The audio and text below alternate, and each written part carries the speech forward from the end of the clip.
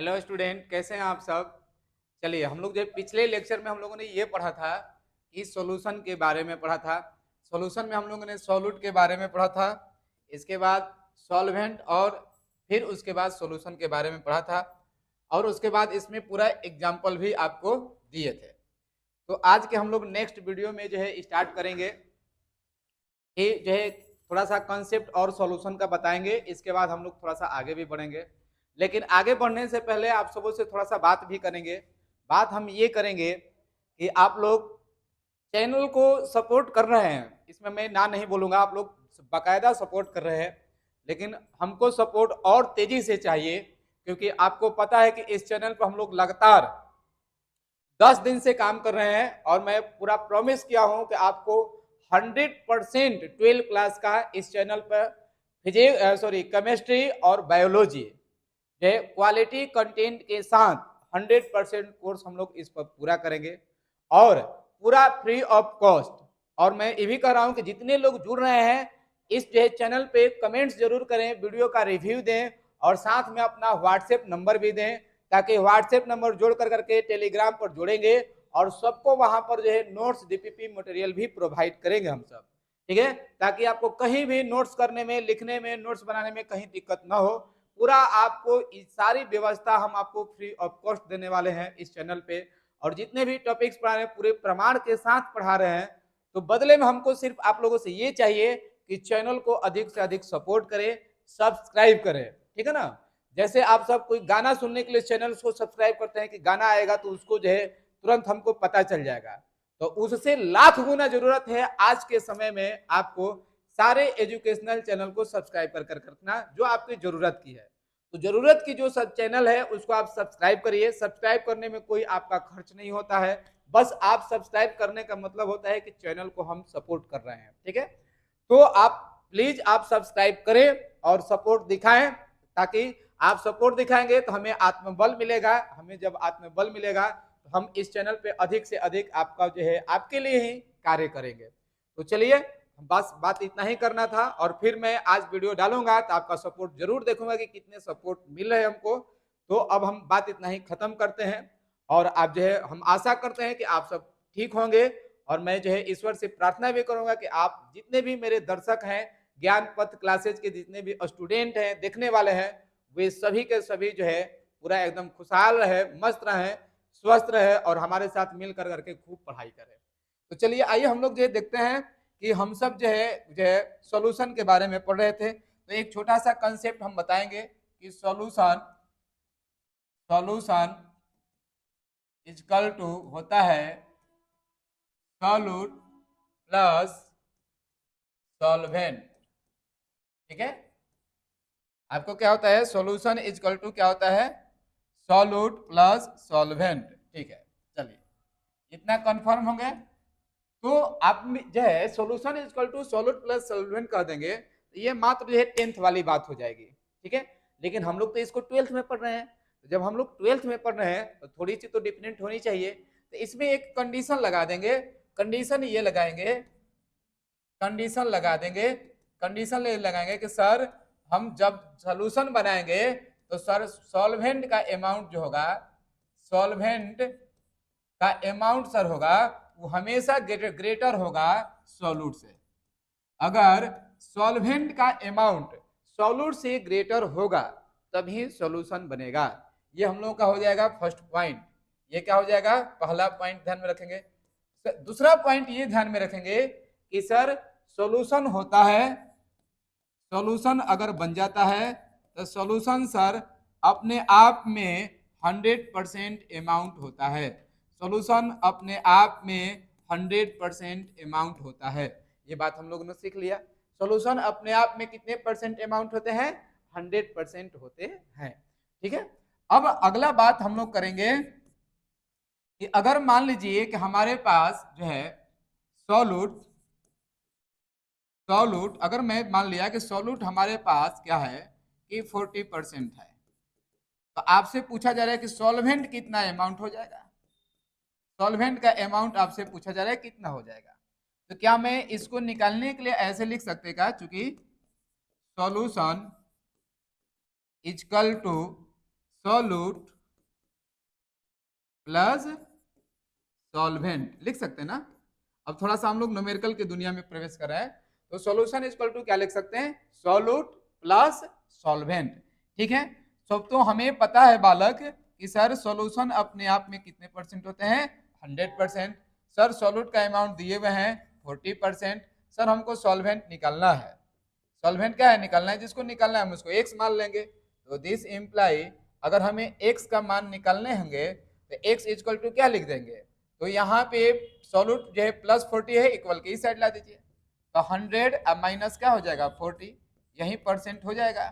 तो जब ये परसेंटेज हो जाएगा तो ये आपका कितना निकल जाएगा 60%। तो यहाँ पे आपका सॉल्वेंट का अमाउंट कितना हो जाएगा 60%। तो इस तरह से अगर इसमें अगर न्यूमेरिकल्स दे दे तो हम लोग इस तरह से काम कर सकते हैं। ठीक है, तो इतनी बात हम लोगों को जो है सॉल्यूशन में कंसेप्ट हम लोगों ने समझ लिया। अब हम सब इसके आगे चलते हैं। आगे हम लोग देखते हैं कि सॉल्यूशन में हमने ये देखा कि सॉल्यूशन में सर दो जो है सब्सटेंस का होना जरूरत है, जिसमें एक होगा सॉल्यूट और दूसरा होगा सॉल्वेंट। तो सॉल्यूट और सॉल्वेंट से मिलकर के बनता है सॉल्यूशन।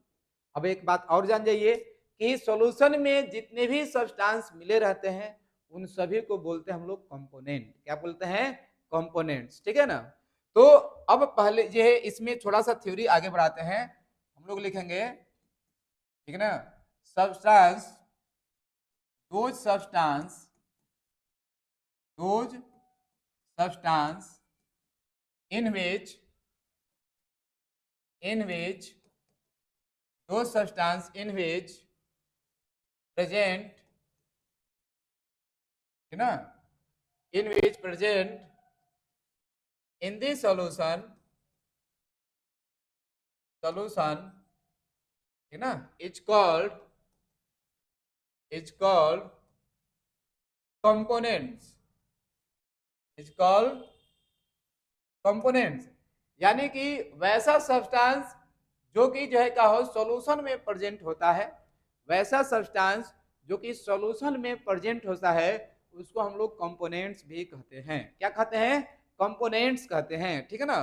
तो अब दूसरा मेरा बात ये स्टार्ट होता है कि on the basis of component, on the basis of component, on the basis of components, on the basis of components, ठीक ना,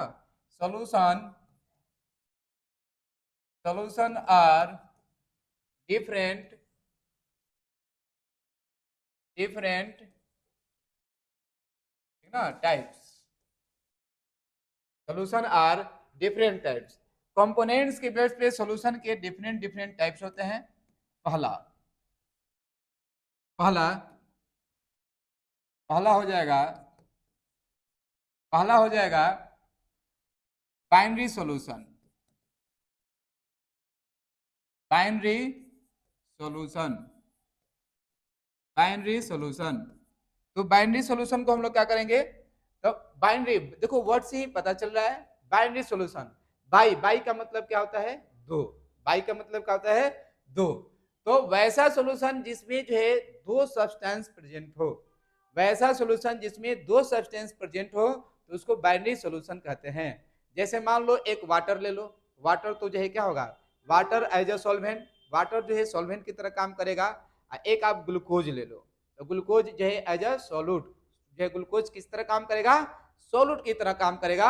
अब आप ग्लूकोज को वाटर में डिजोल्व करो, तो डिजोल्व करोगे तो ग्लूकोज उसमें डिजोल्व हो जाएगा और तुमको बन जाएगा क्या, आपको जो है एनर्जी ड्रिंक बन जाएगा, आप उसको एनर्जी ड्रिंक पियोगे।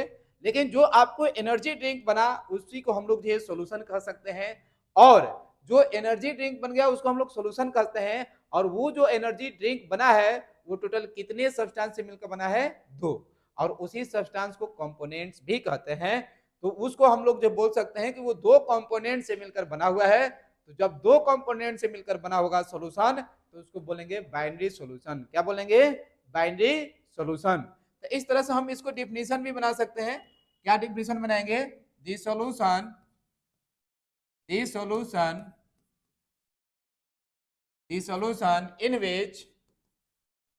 in which only two components, ठीक ना, the solution in which present the solution in which only two components are present,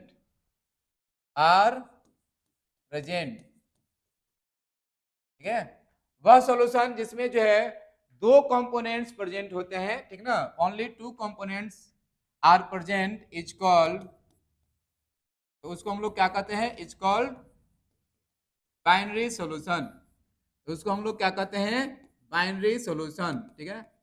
तो बाइनरी सॉल्यूशन किसे कहते हैं, तो जो है उस सॉल्यूशन को कहते हैं जिसमें जो है क्या होता है, ओनली दो कंपोनेंट्स प्रेजेंट होते हैं, तो उसको बाइनरी सॉल्यूशन कहते हैं। अब बात आती है कि बाइनरी सॉल्यूशन के बारे में तो हम लोग सीख गए, तो थोड़ा सा एग्जांपल भी कर लेते हैं।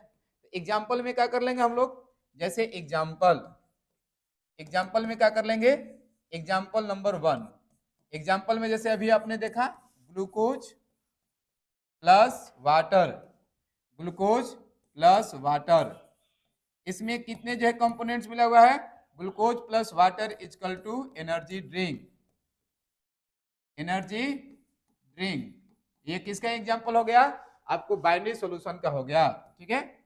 और सेकेंड हो जाएगा, क्या हो जाएगा आपको, सुक्रोज प्लस वाटर, आपको क्या हो जाएगा, सुक्रोज प्लस वाटर, ये क्या बन जाएगा, सिरप बन जाएगा, ठीक है।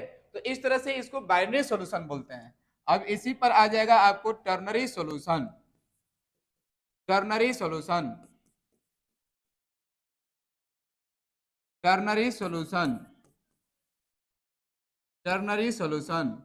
तो आपको तो समझ में आ गया कि सर बाइनरी का मतलब बता दिए कि सर जो है दो कंपोनेंट्स प्रेजेंट होंगे सॉल्यूशन में, तो उसको बाइनरी सॉल्यूशन बोलते हैं। तब आप उसी तरह दिमाग लगा लीजिए कि सर टर्नरी सॉल्यूशन किसे कहते हैं, तो टर्नरी सॉल्यूशन उसे कहते हैं जिसमें जो है कितने कंपोनेंट प्रेजेंट होते हैं, 3 कंपोनेंट, क्या बोलते हैं, 3 कंपोनेंट, तो उसको जो है टर्नरी सॉल्यूशन बोलते हैं। तो हम लोग जो है 3 कंपोनेंट इसमें प्रेजेंट कर देंगे, तो क्या लिखेंगे, दी solution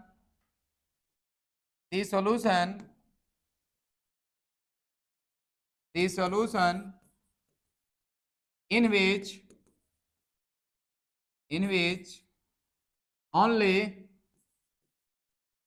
only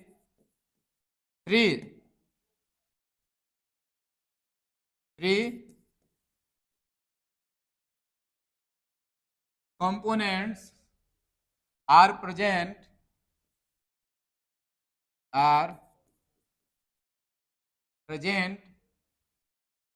is called ternary solution. तो टर्नरी सॉल्यूशन क्या होता है कि टर्नरी सॉल्यूशन वैसा सॉल्यूशन होता है जिसमें जो है सिर्फ 3 कंपोनेंट्स प्रेजेंट होता है, तो उसको टर्नरी सॉल्यूशन बोलते हैं, ठीक है।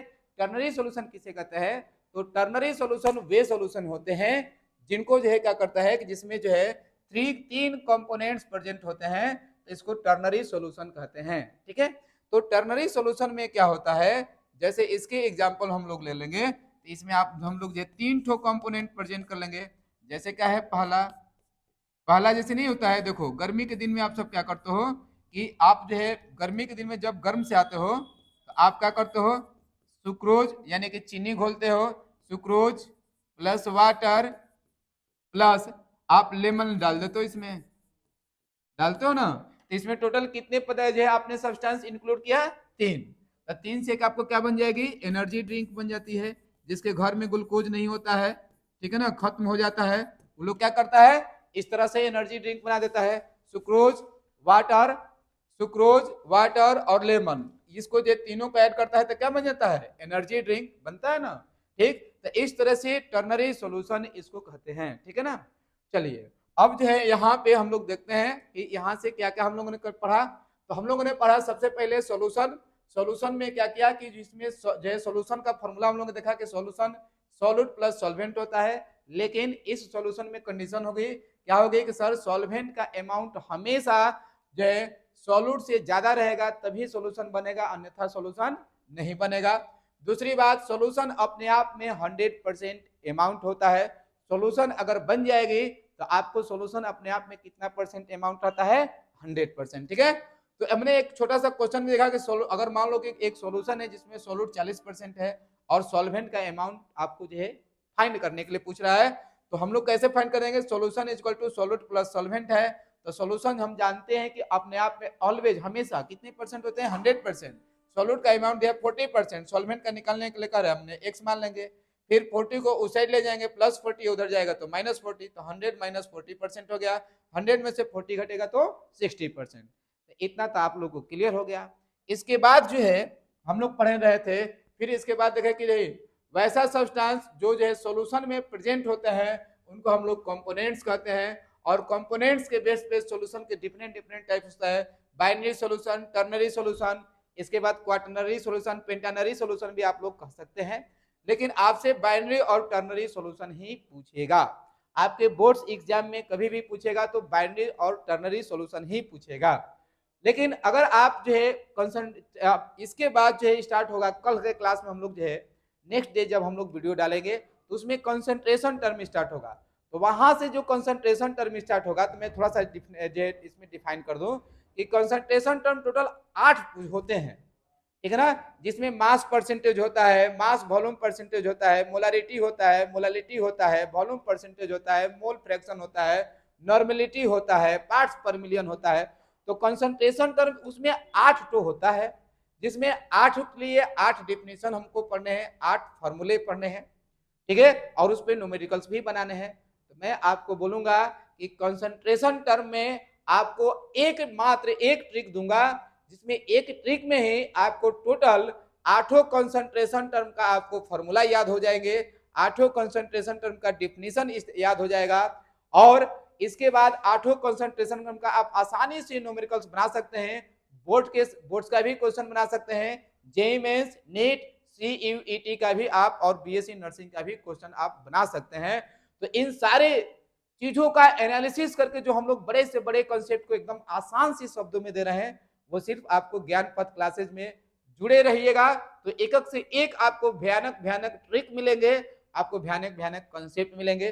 तो हम आज की क्लास जो है इतना ही तक हम रुकते हैं, और इसके बाद हम लोग जो है इसके आगे का क्लास जो है कंसंट्रेशन टर्म नेक्स्ट वीडियो में लाएंगे।